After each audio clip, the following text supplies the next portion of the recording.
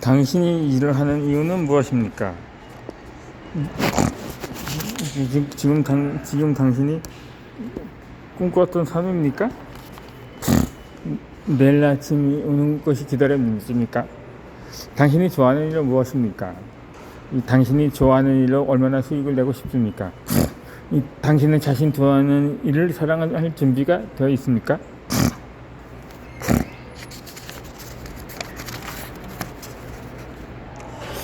이 일생에 단 한 번은 도끼를 품으시기 바랍니다.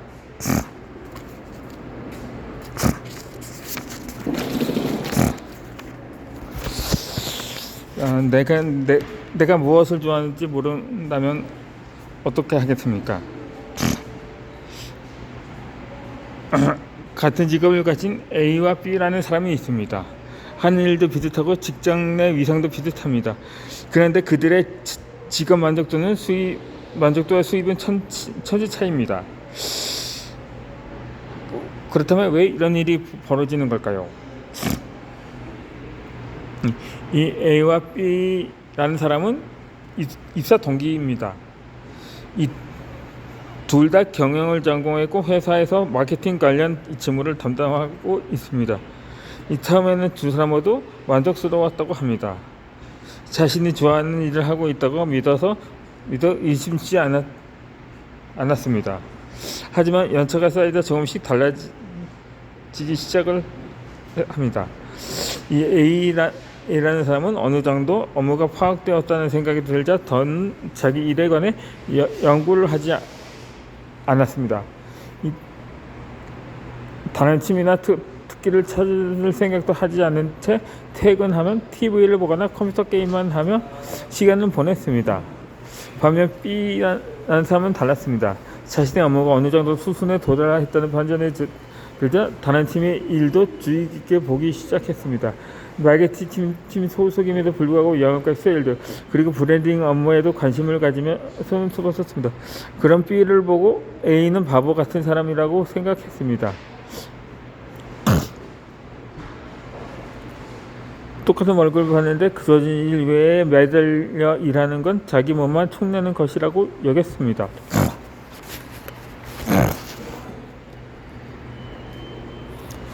나 자신을 위해 살아야지 왜 저렇게 회사를 위해 사는 거야 바보 같은 짓이라고 말입니다.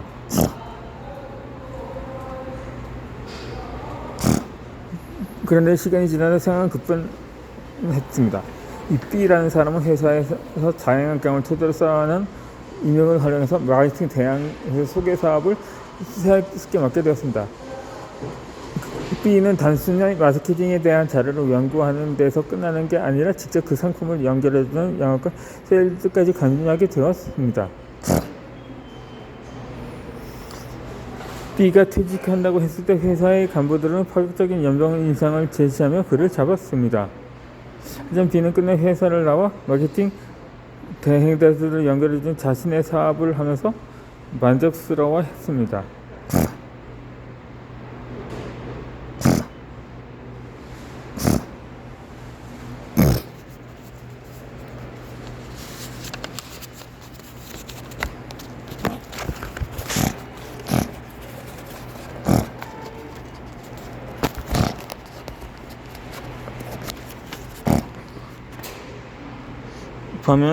이 반면에 A는 연차는 쌓였지만 신사원일 때 맡았던 업무에 그대로 머물러 있었고 계속해서 회사에 자신의 미래를 유지할 수밖에 없었습니다. A는 자신이 B를 보면서 나 자신을 위해 살아야지 왜 저렇게까지 회사를 위해 사는 거야 바보 같은 짓이라는 생각이 정확히 자신을 지칭한다는 사실을 깨달았습니다. 하지만 뒤늦게 후회한다고 지나온 시간을 매울 무언가가 생기지는 않았습니다. A는 5년 동안 꾸준히 자신이 좋아하는 일을 발전시키고 성장 기회를 노렸던 B가 그냥 좋아하는 일을 하는 것에 만족하며 아무런 행동도 취하지 않았던 자신의 차이를 뼈저리게 알게 되었습니다. 지금 여러분은 A와 B 중 어느 쪽에 가까운 삶을 살고 있다고 생각하는가요? 내가 좋아하는 일이 무엇인지 제대로 알고 있는가요? 왜 그 일을 좋아하는가요? 그 일을 하기 위해 어떤 노력을 하고 있는가요? 얼마나 간절하게 그 일에 그리고 인생에 임하는가요? 이번에는 다른 측면에서 전국 좋아하는 일에 대해 살펴봅시다. 자기가 좋아하는 일에 노래 부르는 일이라고 가정해 봅시다. 누구나 알고 있는 정말 힘들었습니다. 저희 청장인데 듣는다고 실력이 늘고 소문한 게 아닙니다. 목소리 정말 있게 아니고 뭐에서 뛰어나야 유리합니다. 그만 또 사는 일이 아닙니다. 반이 여면에 속도 좋지만 나를 알지 않는 가수들도 잘 알고 있을 것입니다.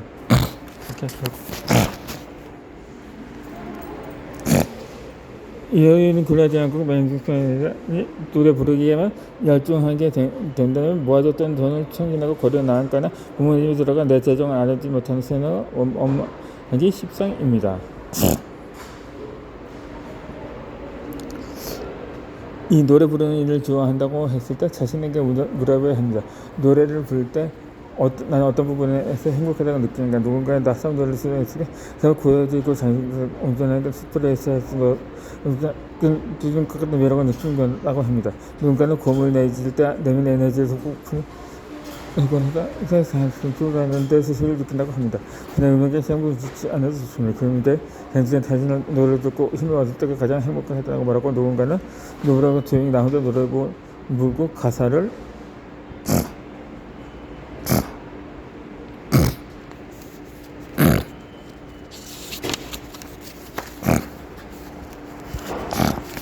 부를 때 하나하나 의미할 때가 행복하다고 말합니다.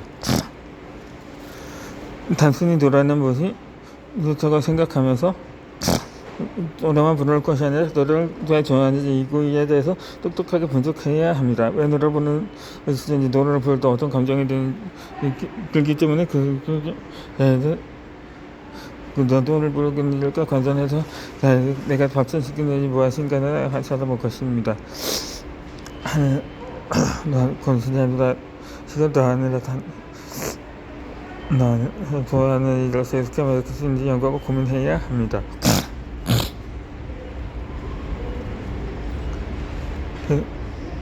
괜찮은 그저 평범 사람은 이 책이 쉽지 않았을 것입니다. 직장에 다니며 취미 넓은 의도에 장착할 것입니다. 하지만 지금 이 책을 읽다 당신은 아마 현재 생활에서 이미 찾지만서도 내가 좋아하고 것을 정말 찾고 싶다는 마음으로 이 영상을 보고 있을 것입니다. 좋아하는 일을 하세요. 그래야 한다는 성공한 사람들의 스피치를 많이 들어봤을 것입니다. 하지만 그들은 이미 성공했고 애당초 좋아하는 일 하나만 해도 잘 될 만한 재능을 갖고 있었을 것입니다.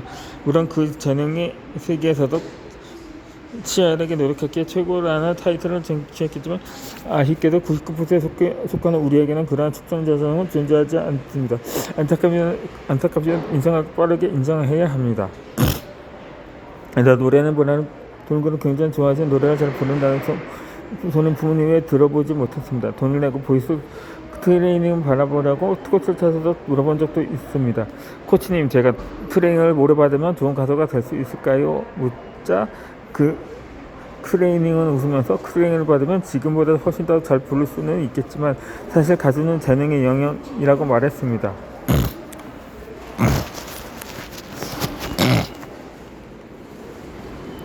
그렇게 평범한 집수 보너스를 합니다. 우리는 모든 일을 좋아하고 그 일에 어떤 점을 좋아하는가요? 그리고 원하는 재능의 자유가 어떤 것을 재능할 수 있을까요?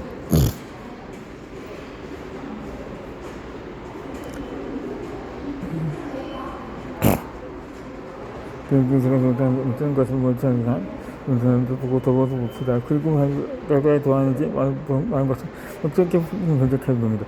자신에 대해 저는 목소리를 아주 있습니다. 목소리만 보면 다음 상태가 상해서 자신의 신장하고 이제껏 아니고 자신의 것도 별건 아니었음을 알고 서찰할 수 있습니다.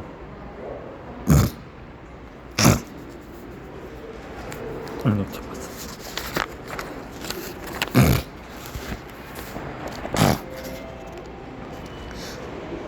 하지만 단순히 촉구가 좋다거나 상담하는 게 좋다가 돼서가 아니라 조금 더 세분화해 진정 내가 좋아하는 게 뭔지를 찾아야 합니다. 그리고 그것에 집중하자고 시간 하는 게 훨씬 더 효율적이고 효과적입니다.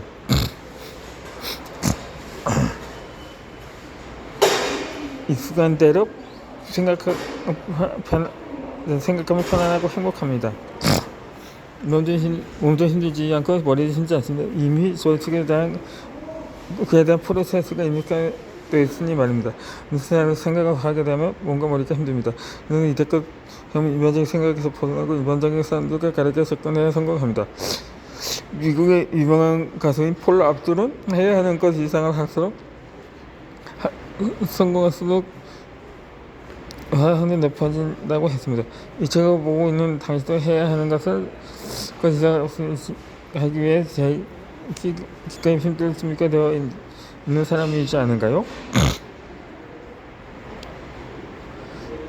일상에 큰 변화 없이는 사람들이 흔히 하는 고민을 하며 나이를 먹어가는 삶이 좋다면 그게 사라졌습니다.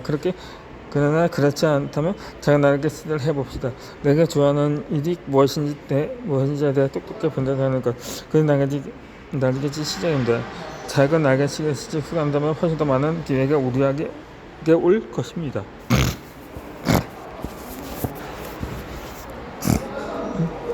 내가 좋아하는 이유 무엇인지 적어보고 왜 좋아하는지 그 이유에 대해서 분석해 보았는가요?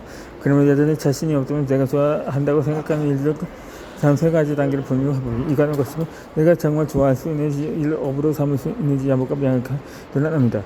이 좋아하는 일을 크게 3가지 단계로 나눌 수 있는데 첫 번째는 관심 가는 일입니다. 관심 가는 일은 다양한 정보의 전을 통해 그 일이 매력적으로 느껴서도 앞으로의 진로로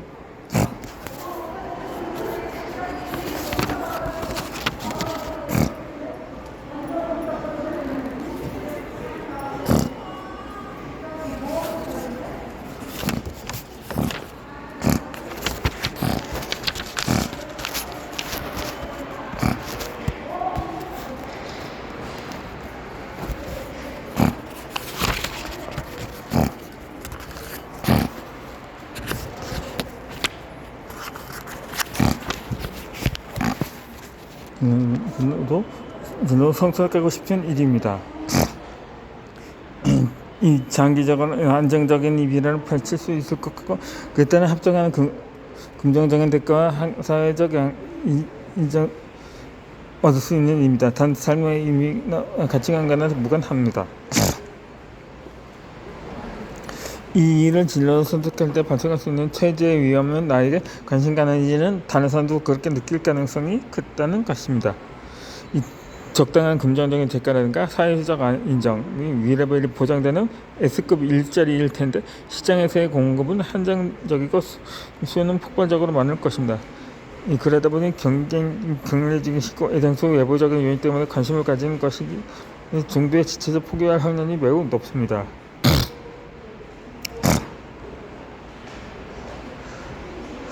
이 직업의 세계에서 이전에 인간의 진행에 순수했죠.